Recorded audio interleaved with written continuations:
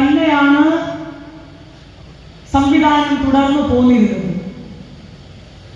കഴിഞ്ഞ ഇടതുപക്ഷ സർക്കാർ അധികാരത്തിൽ വന്നപ്പോൾ ആദ്യം എടുത്തു മാറ്റിയത് പഞ്ചായത്ത് രാജ് സംവിധാനത്തിൽ ഗ്രാമങ്ങളിലേക്ക്, വാർഡുകളിലേക്ക് ജനങ്ങൾ തീരുമാനിക്കുന്ന പദ്ധതികൾ നടപ്പിലാക്കുന്നതിന് ജനങ്ങളിലേക്ക് നൽകിയിരുന്ന അധികാരം തിരിച്ചെടുക്കുകയാണ് ചെയ്തത്. എങ്ങനെയാ തിരിച്ചെടുത്തത്? ഉമ്മൻചാണ്ടി സർക്കാരിന്റെ കാലഘട്ടം വരെ ഗ്രാമപഞ്ചായത്ത് മെമ്പർമാരായിരുന്ന ആളുകൾ ഇവിടെ ഇരിപ്പുണ്ടാകും, അല്ലേ? മുതിർന്ന ആളുകൾ ഇവിടെ ഉണ്ടാവും. അന്ന് ഗ്രാമസഭകളിലേക്ക് അപേക്ഷകൾ വരും. വീടുകൾക്കാകട്ടെ,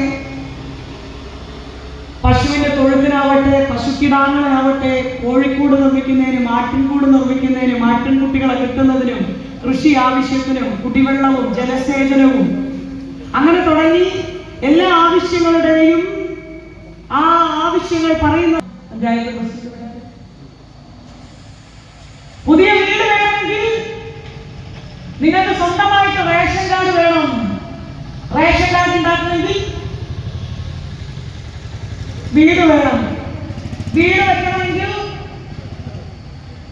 പഞ്ചായത്തിൽ നിന്ന് ഫണ്ട് കിട്ടണം.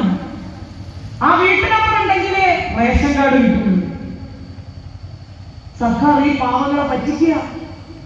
എന്നിട്ട് ഒരു കുടുംബമായി, നിങ്ങളൊരു കുടുംബമാണ്, ആ വീട്ടിൽ 2 ആൺമക്കൾക്ക് ഒരു വീട് വേണമെന്ന് അപേക്ഷ കൊടുക്കും, പറയാം നിങ്ങൾ പുതിയ റേഷൻ കാർഡായിട്ട് വരൂ. റേഷൻ കാർഡ് ഉണ്ടാക്കണേ വീട്ടു നമ്പർ വേണം. വീട്ടു നമ്പർ കിട്ടണമെങ്കിൽ വീട് വേണം.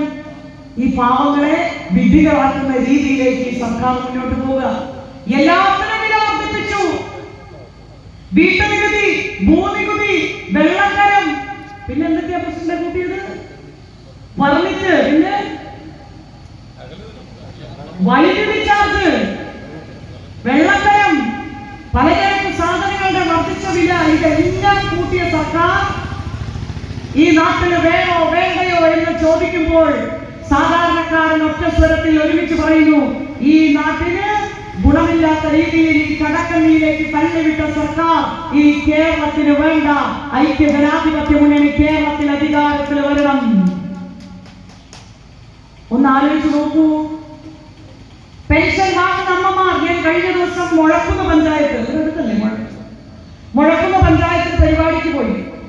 അങ്ങനെ ഞാൻ ഒരു വീട്ടിൽ കുടുംബയോഗം കഴിഞ്ഞ് തിരിച്ചിങ്ങനെ വാഹനത്തിലേക്ക് കയറാൻ വേണ്ടി നിൽക്കുക.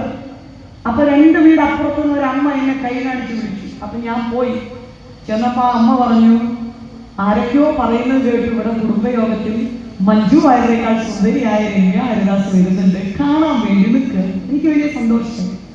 ഞാൻ ചെന്ന് അടുത്തെത്തി സംസാരിച്ചപ്പോൾ അമ്മ പറയാം, ഞാൻ നിങ്ങളെ പാർട്ടി ഒന്നുമല്ല, ഇതുവരെ നിങ്ങളെ പാർട്ടിക്ക് വോട്ടൊന്നും ചെയ്തിട്ടില്ല, പക്ഷേ ഇത്തവണ കൈപ്പത്തി ഇടയാളത്തിൽ ഞങ്ങൾ വോട്ട് ചെയ്യും. അപ്പൊ ഞാൻ ഞെട്ടി. അമ്മ പറഞ്ഞത് ഞാൻ കേട്ടത് തെറ്റിയാണോ? അല്ല. അമ്മ പറഞ്ഞു, ഉമ്മൻചാണ്ടി സർക്കാരിന്റെ കാലഘട്ടത്തിൽ എന്റെ ഭർത്താവ് മരിച്ചു പോയപ്പോൾ എനിക്ക് പൊന്നു